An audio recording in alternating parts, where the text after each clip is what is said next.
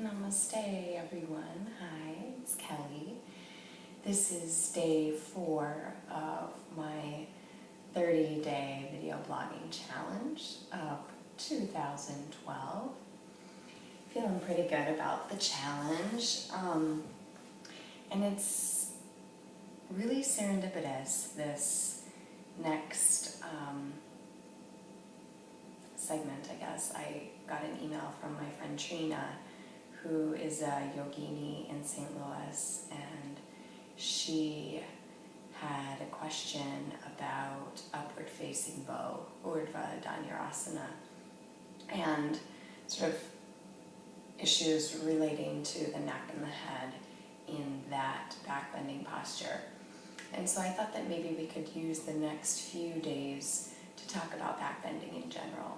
This is something I've been really honing in on for the last couple weeks with my students here in Portland, and we've been kind of going deeper into all aspects of backbending. And just before we get into anything, I think that backbending is a great place for us to practice surrender. Sometimes we really want to force things here. We want to push and have it immediately happen, and in those moments, two things happen that are germane to this discussion. First, we sort of physically injure our back. We can really either damage our lumbar spine, where we might have more natural flexibility and therefore over time create lots and lots of weakness there. And secondly, by forcing and pushing, we sort of miss out on the yoga, the union there of our intention of methodically moving to a place, and appreciating the journey as much as, actually being in whatever shape it is we create with the body. So I think it's really important to approach even advanced backbending from a very simple place, where you begin really by observing the natural ebb and flow, the waves in the spine when you are simply breathing. And so lately my students in person and I have been working on just really getting in touch with how the head naturally moves when we breathe on our backs, and how the spine naturally moves when we breathe on our backs. And so I think that just sort of spending some time on your back with your knees bent and your feet flat on the floor, and just feeling what you feel there can really help sort of bring sensitivity to your backbending, which in turn brings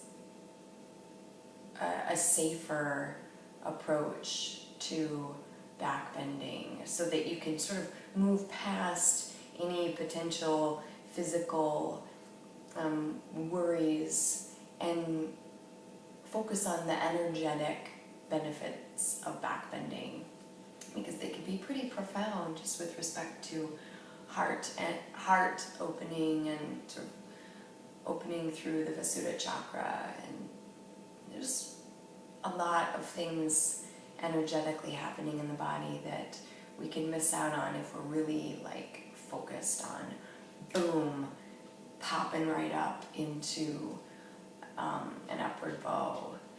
So that is sort of my framework for all of this. And then the second thing I would say is to really get in touch with your feet when practicing all back bends, even belly down back bends. There, of course, the sole of the foot isn't pressing into the floor, but the top of the foot is. And that really helps with leg engagement in so back bending in both the belly down, the prone, and belly up, the supine versions of back bending. So those are my first two really, there might have been three, surrender and the sort of the following the wave of the breath, and the feet, the foundation there that I would begin focusing on. The fourth, of course, along those lines is the hands, and sort of really tapping into how your hands are connecting to earth. And this can be a really big stretch through the heel of the hand and up, radiating up into the arm this way. And so you might actually, even before you work on back bending, sort of do some wrist stretching, wrist opening. One thing that we've been doing in yin yoga lately is to take a wide seat, propping your tush up if that's appropriate for you, and then just bringing the fingers to the floor with the palms facing up, and then just slowly sort of walking the fingers toward the pelvis, sort of seeing what that feels like, and then finding your edge there. I wish I had another hand to tilt my camera, but I don't. And I can't scooch closer to the camera because I'm sitting like this. And spend some time here and just sort of get to know what your body feels like when it's in this shape, where you're sort of moving in a way that's opposite toward or than how you would normally have your arms, how you would normally function in the world.